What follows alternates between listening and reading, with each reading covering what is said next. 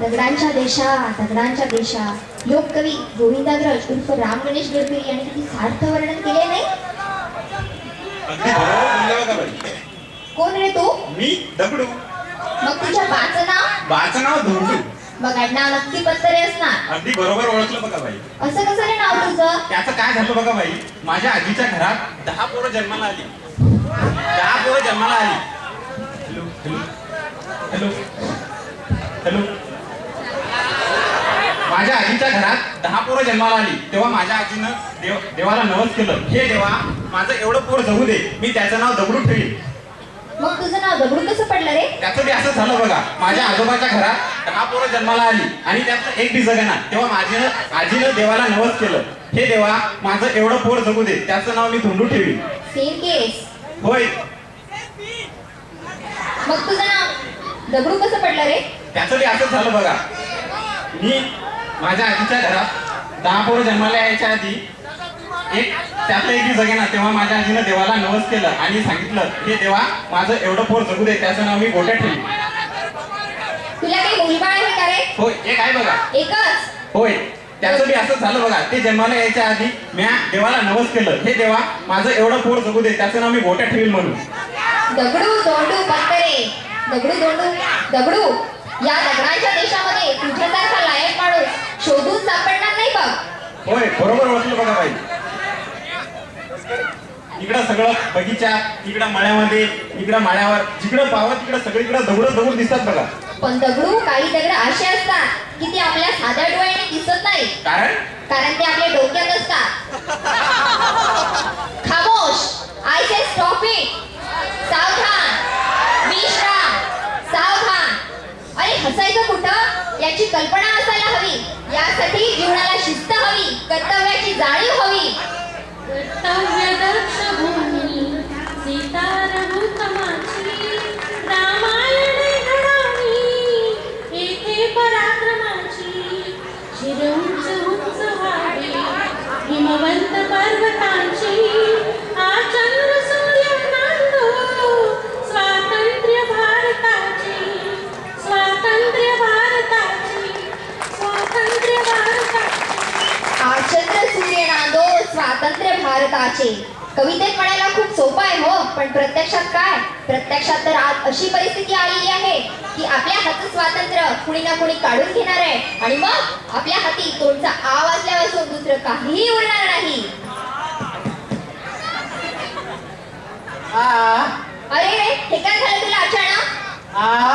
अच्छा, तुझं स्वातंत्र्य कुणीतरी हिरावून घेतलंय तर? कुणी घेतलं तुझं स्वातंत्र्य?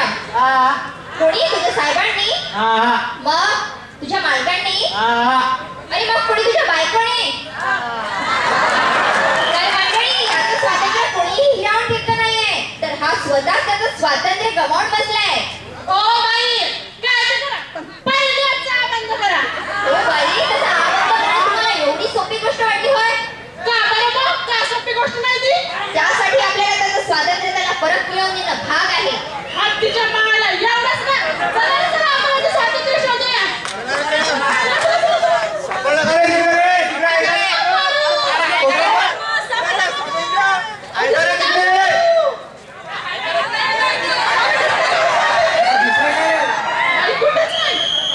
मी तुम्हाला आधीच सांगितलं होतं ना की त्याचं स्वातंत्र्य त्याला परत मिळवून देणं एवढी सोपी गोष्ट नाही म्हणून. तुम्ही आम्हाला सोपी गोष्ट काय सांगत नाही? तुम्हाला सगळ्यांना सोपी गोष्ट सांगू? चिऊ गावची सांगू? मग राजा राणीची सांगू? सांगू? मग राक्षसाची सांगू? नको ग बाई, मग काय तमाशात नसणाऱ्या बाईची सांगू? खामोश, आय से स्टॉप इट. बाई म्हटलं की पगळे सारे. बाई हा आपला वीक पॉइंट. बाई कितीतरी रामायण महाभारत घडले, पण त्यातून आपण काही धडा घेतलेला नाही. हे चित्र कुणीतरी बदलायला हवं. अरे कुठे चला?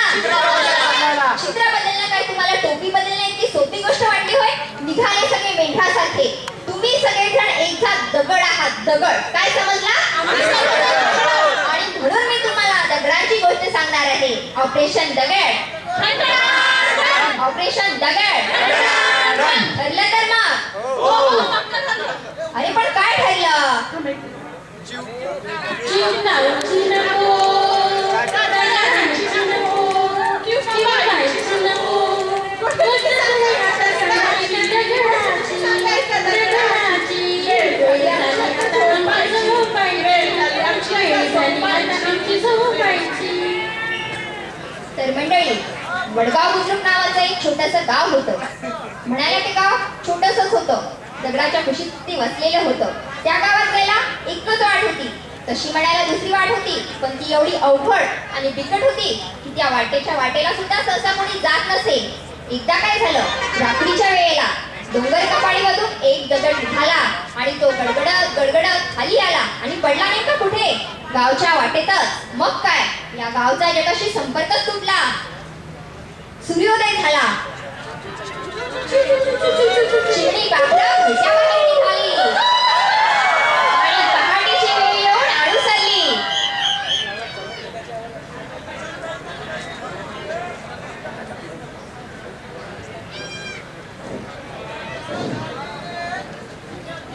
राम राम शाण्या. राम राम.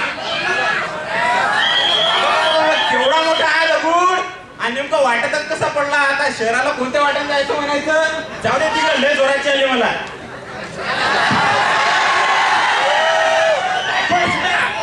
लय जोराची आली. अरे तुझ्या मायला हात भरला गेला.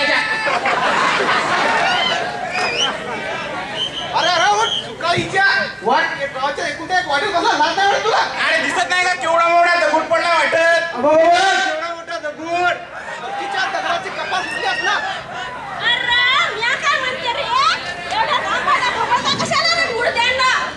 पारूबाई, एवढा मोठा दगड दिसत नाही तुला? एवढा मोठा हा दगड नेमका वाटतो कसं पडलं कोणाची की? आता या काय हो गंगू, सकाळी पारी बोंबलायला लागली ना. अगं पारू दिसत नाही का तुला? एवढा मोठा दगड सडावानी वाटतोच पडलाय का?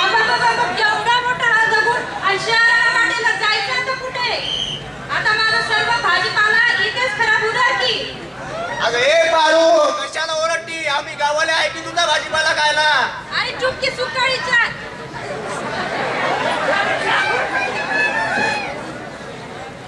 अरे भांडा कशाला सकाळच्या पारी? अरे पाटील आले, पाटील आले, पाटील राम पाटील, राम पाटील. रामराम पाटील.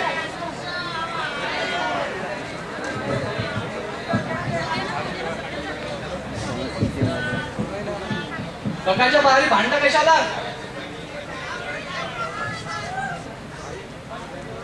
अगदी बरोबर बोलले पाटील. मी म्हणतो पाटील, या दगडापायी आता मुलांची शाळा होणार. मी म्हणतो पाटील, माझ्या बायकोला 9वा महिना आहे आणि दवाखाना त्या दगडाच्या पल्ल्यावर आहे. मग आता कसं? मी म्हणते पाटील, या दगडामुळे आपण सगळे अडचणीत आलोय, त्यामुळे हा दगड हलवणे आपली तातडीची गरज आहे. अगं येडी का खुली तू? मुंबईहून 4 पुस्तक शिवून आली नामा शांना शिकवतेस? पाटील, मी काय म्हणतो, दगडाच्या पल्यावर त्या गावच्या चंद्रकला बाईची बारी आहे. चंद्रकला बाईच्या वारीच्या ढोलकीचा आवाज ऐकला की माझा जीव कसा टुकू बुकू होतो. अरे या पिताड्या, तुला काय चंद्रकला आठवती का? बस रे. अरे असू द्या.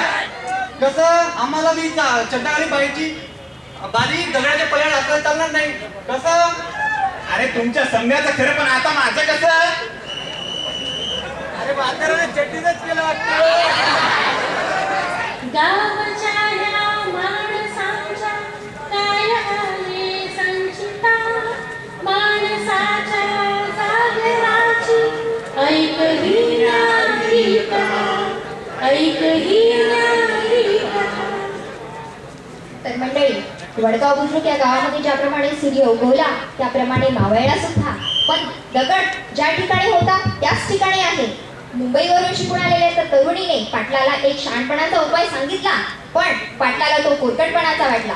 गावची परिस्थिती अशी, पाटील बोले आणि गाव डोले अशी गावची परिस्थिती. पाटील गप्प बसले यातला भाग नाही.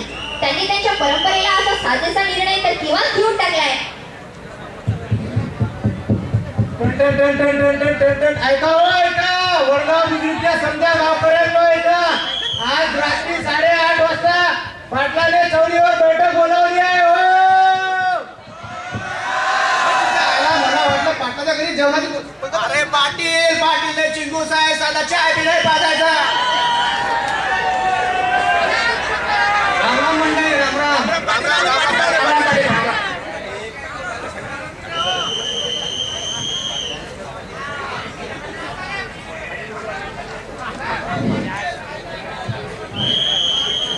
आज आपण कधी ना घडणारी घटना या गावात घडली. कसा दगड हा वाटेदार कसा काय पडला याविषयी आपण चर्चा करूया. बरोबर बोलले पाटील. तर ही गोष्ट आधी ताईसाहेबांच्या कानावर गेली पाहिजे. त्यानंतर हा दगड काढण्याचा निर्णय आपण घेऊया.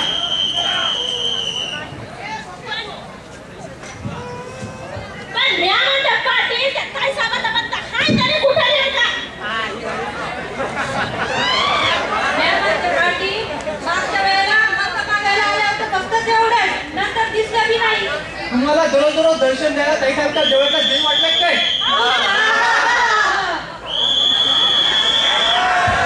पण मी म्हणते पाटील ताईसाहेब येण्याची वाट बघितली आपण तर त्यात आपलेच नुकसान आहे. मास्तरीन बाय जास्त मोरो करू नका. कसं अरे असू दे सांगतो नाही खोटं नाही.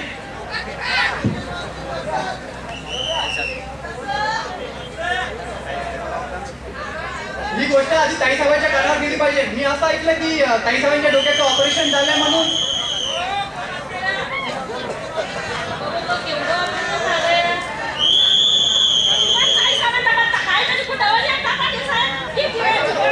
अरे ताईसाहेब हेलिकॉप्टर दिसत आहे रे तिकडे. अरे ताईसाहेब आले.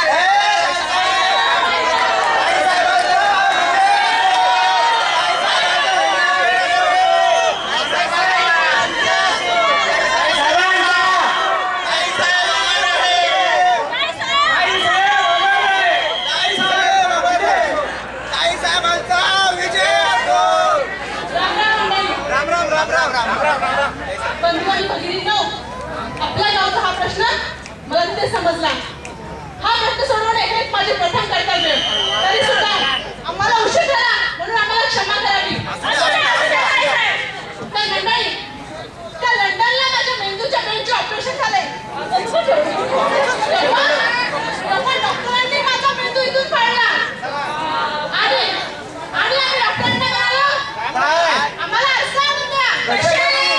डॉक्टरांनी आम्हाला आरसा आणून दिला. आम्ही त्या आरशामध्ये काय बघितलं असेल? आम्ही त्या आरशामध्ये बघितलं आमचा मेंदू. आम्ही त्या मेंदूमध्ये काय बघितलं असेल? आम्ही त्या मेंदूमध्ये बघितलं आमच्या बेटा बुजुर्गची गोरगरीब जनता.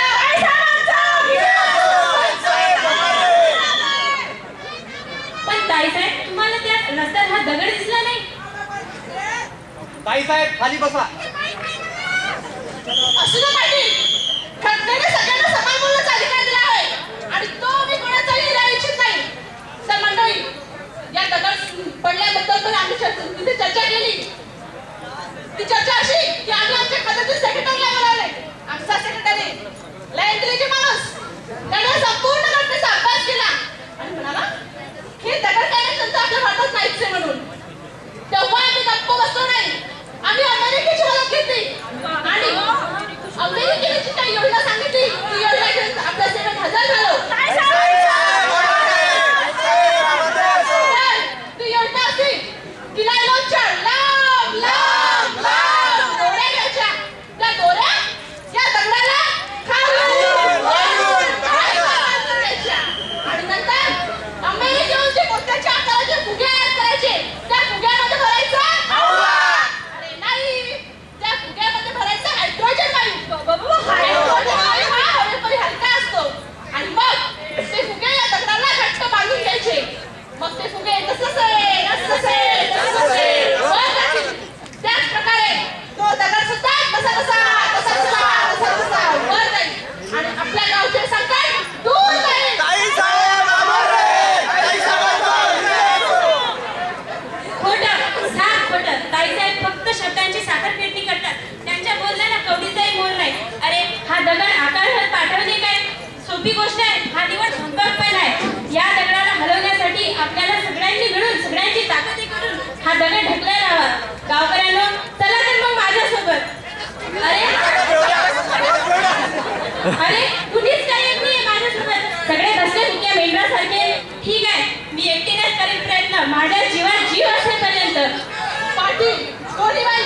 डॉक्टरीन बाई आई मला गप्प करताय ना डिस्कस करावं लागेल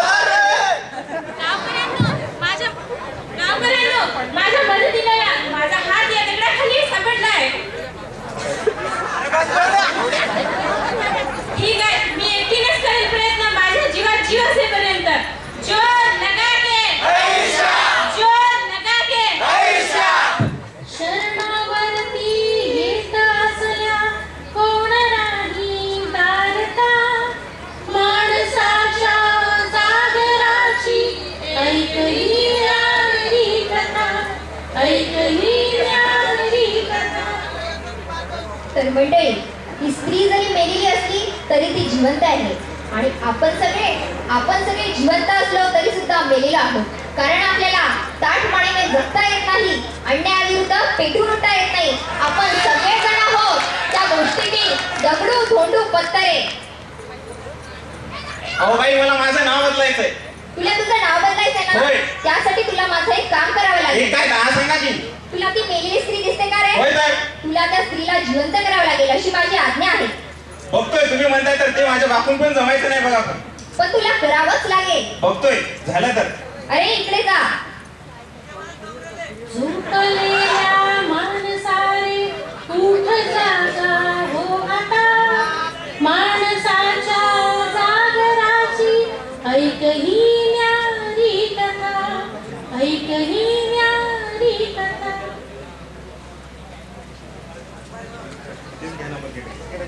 जोर लगा के जोर लगा के छत्रपती शिवाजी महाराज की जय. तर मंडळी म्हणतात ना एकतेमध्ये बळ असते एकतेने कुठलेही काम शक्य होते सगळ्यांची एकता एकवटून अखेरीस हा रस्त्यात पडलेला दगड निघाला फायनली ऑपरेशन दगड सक्सेस